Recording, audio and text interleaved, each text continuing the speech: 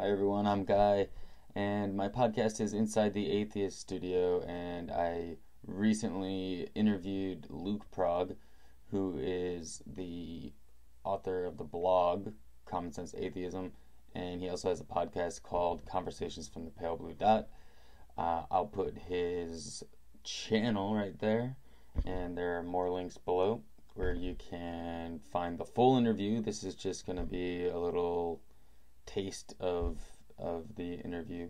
So enjoy it and make sure you go and download the full interview. So I have a questionnaire here from if you've seen Inside the Actors Studio, then I'm sure you've seen the questionnaire that he gives at the end. I've altered it, and I like to give it to my guests. Okay. The first question is, who is your favorite god? Oh my goodness. There are so many to choose from. Oh boy. You know, I like Zeus a lot. Just the gentle fatherly figure who comes down from Olympus and does raids of torture and domination and goes up to Olympus and throws down lightning bolts. For some reason, that image is very captivating. And who is your least favorite god? Maybe because I have so much familiarity with his followers, I suppose Allah is a very just scary and domineering and evil god. And of course, he shares a lot of similarities with Yahweh as well. Just this, like Christopher Hitchens said, sort of the dictator of North Korea, except dictator of the universe, and convicting people of thought crime and making the most important thing in the universe his worship and glory. I mean, that's just Yeah. why anyone would want to worship a god, whether or not he exists, that's very disturbing. What does Hitchens call it? A celestial North Korea. Yes, that's it. Celestial North Korea. That's a terrible place to live. What fascinates you?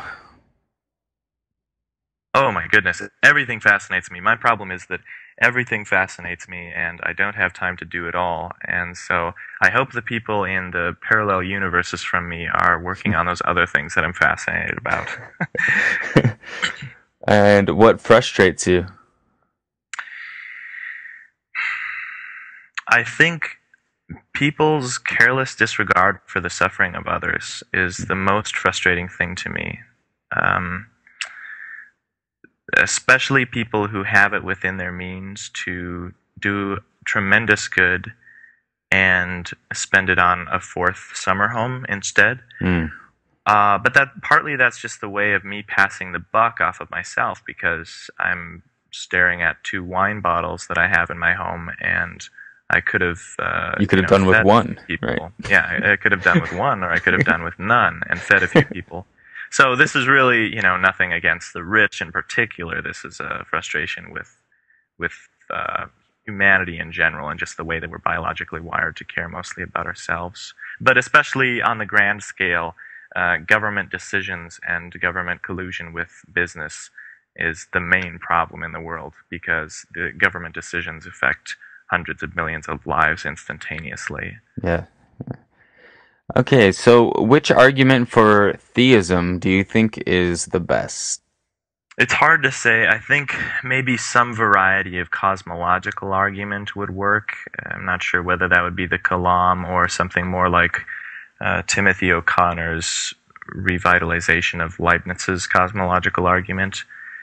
But something like that would be has the fewest problems, and then it's just all downhill from there. Which argument for theism do you think is worst? Well, yeah, it's hard to even pick one. Um, the argument from, gosh, just going, if we narrow the list to the popular arguments, the arguments for to try to say that scientific history can tell us that Jesus rose from the dead, that's a really bad argument.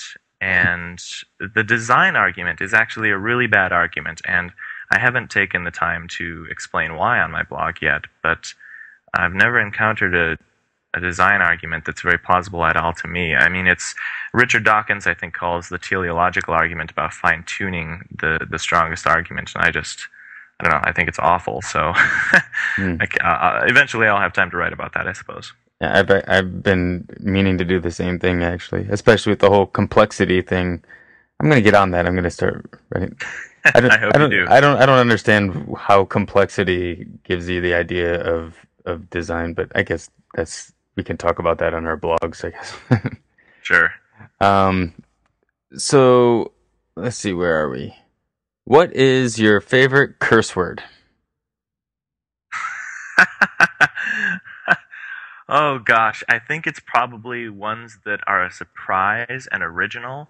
So it'll be some long 6-syllable word that has, fuck or cunt in the syllable somewhere that I've never heard of before, though.